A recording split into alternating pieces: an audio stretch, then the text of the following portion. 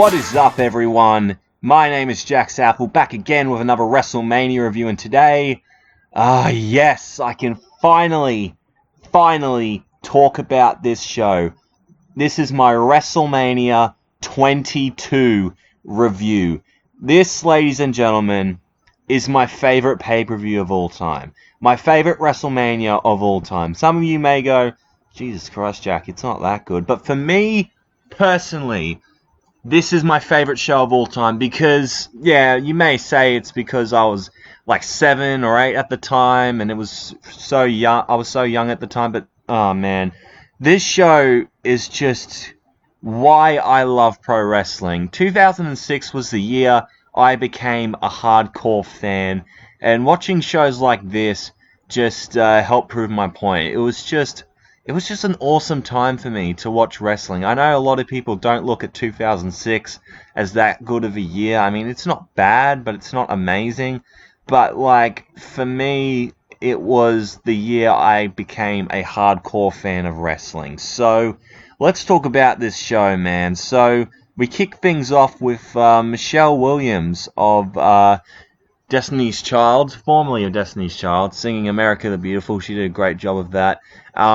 This show took place at the Allstate Arena in Chicago, Illinois, and the opening video to this show is just, in my opinion, the best opening video to a pay-per-view of all time, in my opinion. It starts off with I Dare You by Shinedown, and how they're just showing back classic WrestleMania moments, and it's just, seeing stuff like that, seeing that promo package just makes me love WrestleMania and just makes me love pro wrestling in general. It was such a beautiful start, and then it slowly gets into a more upbeat hard rock kind of song. So I think it was Save Me Sorrow by Bullets and Octane, which was the song, and they show in Chicago, and then they start all the matches that are going to transpire and just all the feuds that were going on and like the big matches that were taking place. It was so fucking good. Like, it was the perfect way to hype you up for a show. Like, it was incredible, man. So we kick things off with the World Tag Team Championship match. The Big Show and Kane, who were the champions at the time, taking on Carlito and Chris Masters. And you know what? It was an alright tag team match. I actually didn't mind it. Kane and the Big Show won this, and Carlito and Chris Masters argued a little bit afterwards. Later on, these two would feud. They would have a match in a couple of weeks at the Backlash pay-per-view, and Carlito would turn face.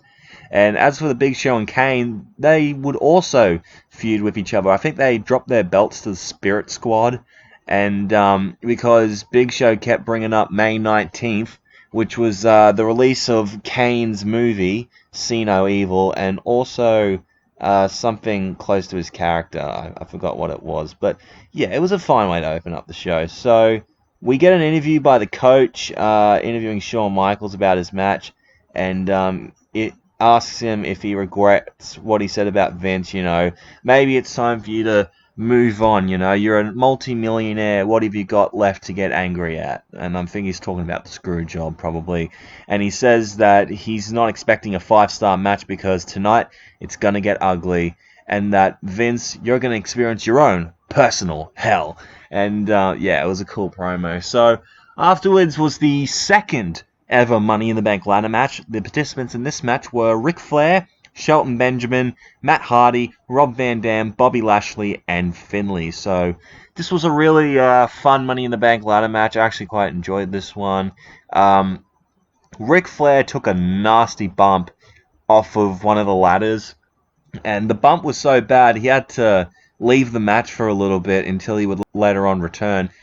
Shelton Benjamin once again was the big highlight of this match, especially when he dove from the top rope onto everyone on the outside. It was just fantastic, man. The winner of this match, though, and definitely the fan favorite with the Chicago crowd. By the way, the Chicago crowd was fucking fantastic in this pay-per-view, and Rob Van Dam wins the Money in the Bank ladder match. In my opinion, he was the perfect guy to win it. He definitely deserved that Money in the Bank briefcase more than anyone else in that time period, in my opinion. And he would later cash it in for a match against John Cena at ECW One Night Stand in 2006, and probably one of the best matches of that year, and maybe of the decade. It's one of my personal favorites, where Rob Van Dam finally beat John Cena for the WWE title and also became ECW champion as well. It was a great moment.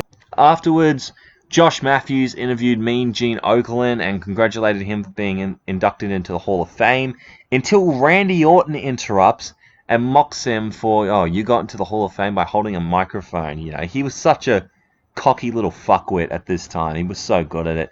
And he says, you know, I'm going to beat Mysterio and Angle tonight, and I beg anyone to differ with me. And someone does, because Batista shows up. Now, Batista was injured during this time period, so Batista, I think, injured or tore a muscle in a cage match when Mark Henry interfered, and had to relinquish the world title at the beginning of 2006. So Batista, you know, asked, hey Randy, what's going on, man? And you know what? It doesn't matter who's the champion, because by the time I come back, I'm going to take my World Heavyweight Championship back, and by next year's WrestleMania, I will be the World Heavyweight Champion. And he was right. He was the World Heavyweight Champion going into WrestleMania 23, but we'll talk about that when we get to WrestleMania 23. So we have Howard Finkel introducing the 2006 Hall of Fame class. The only person that didn't arrive was Bret the Hitman Hart, who was uncomfortable showing up at tonight's event for some reason. I don't know. It's Bret Hart. I don't want to get into it, otherwise Campbell will probably just destroy every bit of furniture in his house because I just mentioned Bret Hart. The inductees were, besides Bret Hart, Mean Gene Okerlund, Sensational Sherry, Mr. USA Tony Atlas, Vern Gagne, William Refrigerator Perry for the Hall of Fame, for the celebrity wing of the Hall of Fame, the Blackjacks, and Eddie Guerrero, who had passed away in November of 2005, who was accepted by Vicky and Chavo on his behalf, and Eddie got heaps of cheers from the crowd. It was definitely, yeah, people were still reeling from Eddie's loss. It was just a big shock to a lot of people. So, yeah, that was a nice little tribute for Eddie. So after that was the United States Championship match. Chris Benoit defending against JBL with Jillian Hall in his corner. This match was, yeah, it was pretty good, actually. I didn't mind this match. Benoit tried to lock in the crippler crossface on JBL when JBL rolled up Chris and used the ropes as leverage to win the US title and to basically screw Benoit out of the championship. So also as well in this match, JBL went for the Free Amigos and he got some mega heat from the crowd. Very disrespectful for JBL to do that, but you know, that's his character. He's an arsehole. So yeah, match itself was quite good, and JBL winning the US title.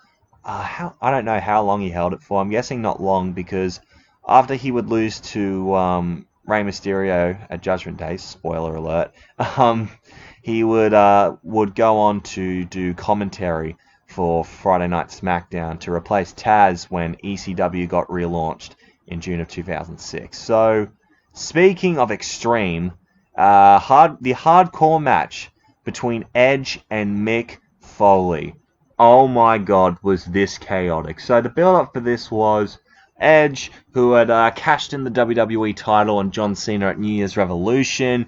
He was riding high. He was having live sex celebrations with Lita. Like, he was on top of the world until 3 weeks later at the Royal Rumble, where he lost the WWE title to John Cena. He would later get a rematch for it with Mick Foley as a special guest referee, but unfortunately Edge did not beat Cena for the title and blamed it on Mick Foley.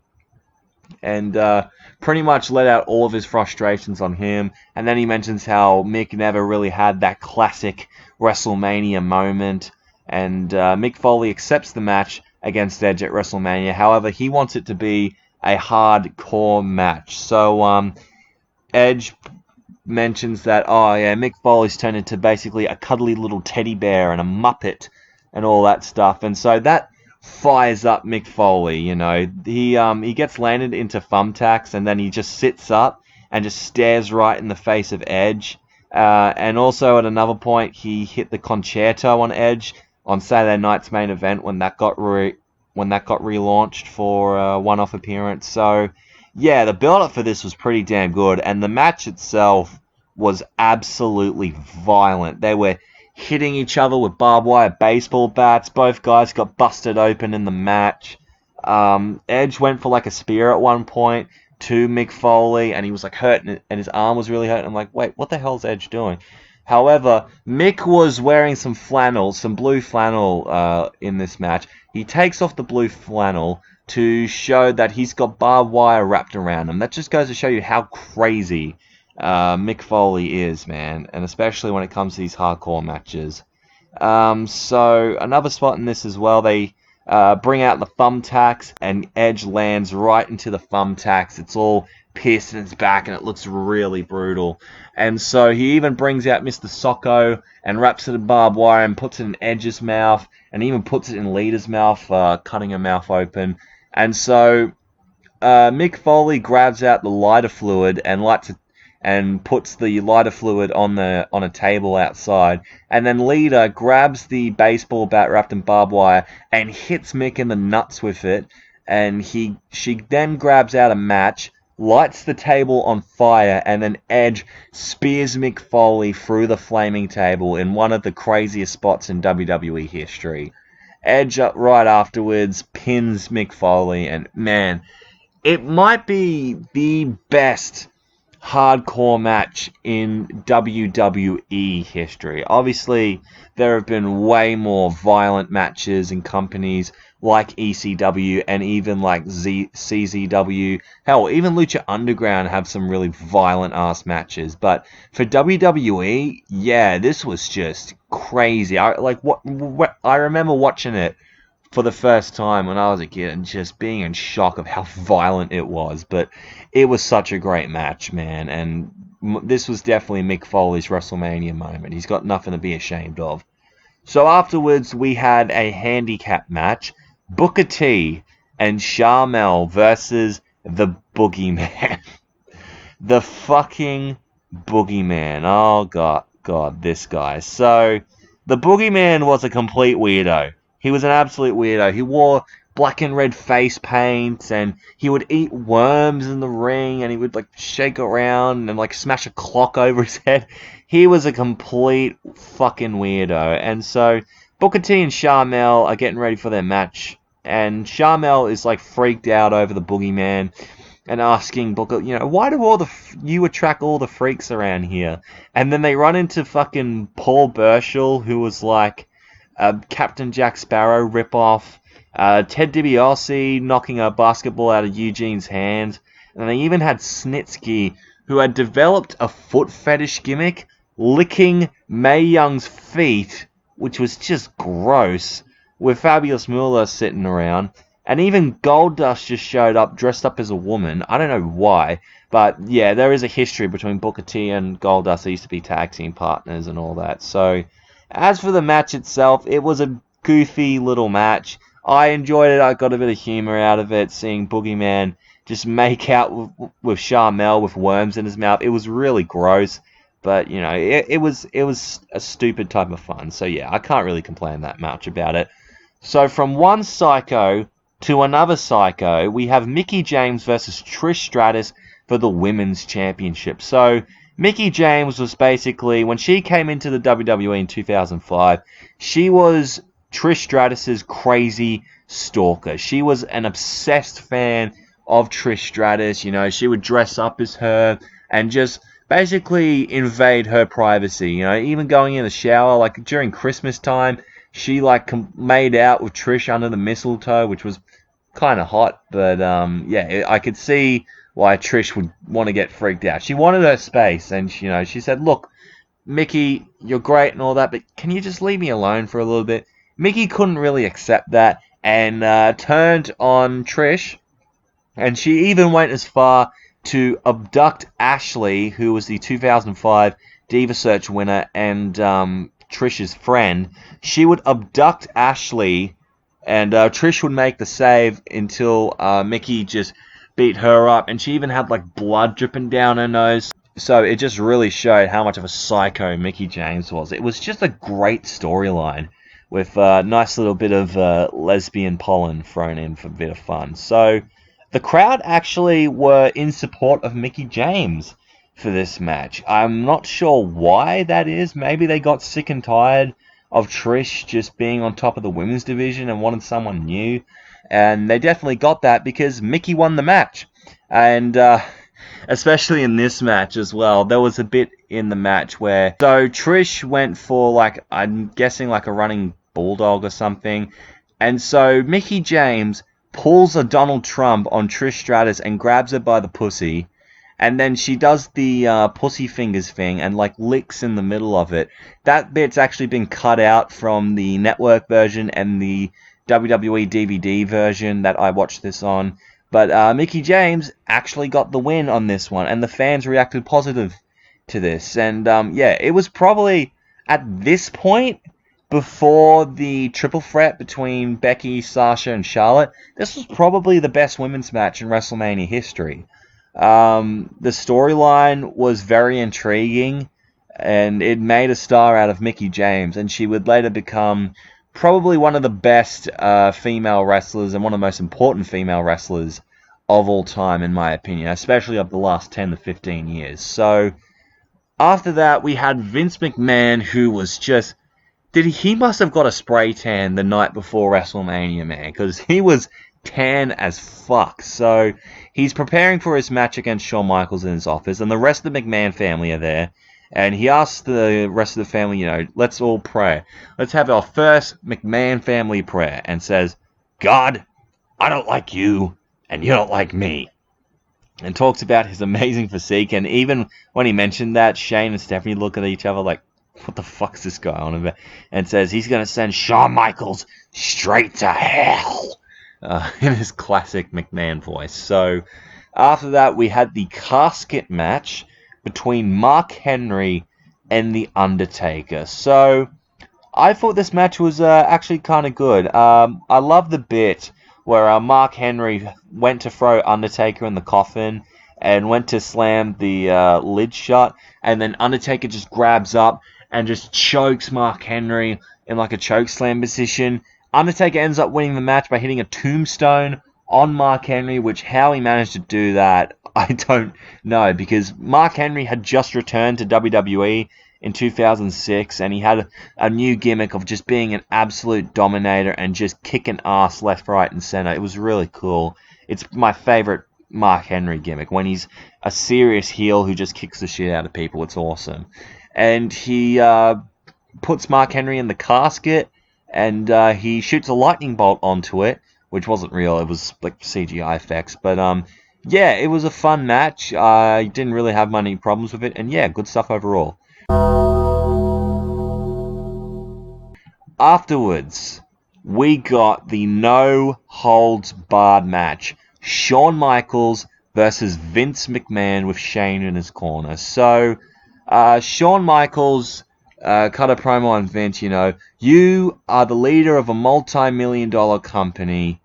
Maybe it's time for you to put your ego aside on things and to move on, basically. And Vince responds to that with, I've screwed Bret Hart. Shawn, don't make me screw you. And that's exactly what they did on an episode of Raw. I think Shawn and Shane had a match.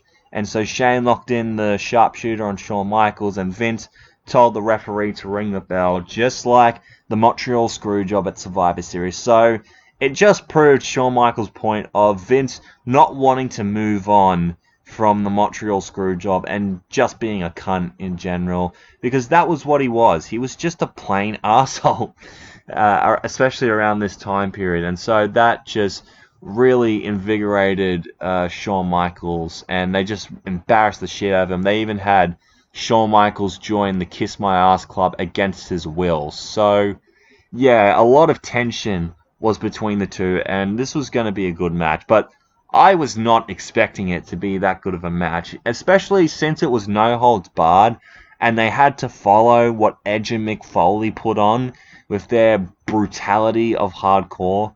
How are they going to top this? But you know what? I think they did a damn good job, man. This is probably my second favorite match of the night, besides Edge and Mick Foley, because, man, Shawn Michaels went to fucking town on Vince McMahon. Like, he got a framed photo of Vince's Muscle and Fitness cover. He took the photo and just smacked it over Vince's head. It was fucking great. Vince took an absolute beating in this match. Like, Shane was even handcuffed, so he couldn't do anything to help Vince. And, like, the Spirit Squad even tried to interfere, but Shawn managed to fight them all off. And, yeah, Shawn and Vince just pulled it out in this match. But hands down, the best spot of the night was when Shawn Michaels just grabbed this big fuck-off ladder, 20 feet, the 20-foot ladder. Vince was on the table with a trash can over his head.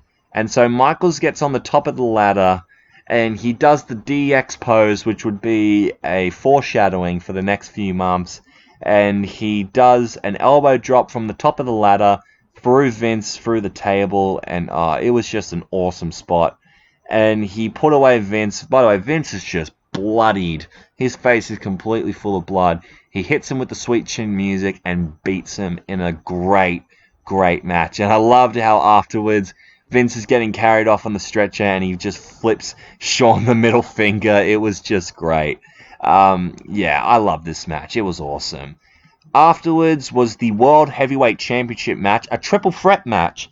Kurt Angle defending against Rey Mysterio and Randy Orton. So Rey won the 2006 Royal Rumble at the number 2 spot and spent the longest time in a Rumble match, 62 minutes and 12 seconds. And Randy Orton was pissed off because he was the runner-up of the Royal Rumble match, and he just said like a very fucked up thing about Eddie. You know, Eddie's not in heaven, he's down there in hell. It was very tasteless, I will say, about what they said about Eddie Guerrero. And so Rey said, you know, that made me upset, so he put his WrestleMania World Title match on the line at a match at No Way Out. Randy Orton basically steals the win from Rey Mysterio. I think he rolls him up and holds the ropes as leverage. And so because of that, Teddy Long decides to make the World Heavyweight Championship match a triple threat match. Kurt Angle, Rey Mysterio, and Randy Orton. So Rey Mysterio had a really cool entrance. He had POD play his theme song, Booyaka 619, and he had a really cool headpiece. It was like based on Aztec heritage, I think, something that to relate to Aztecs or Mexicans.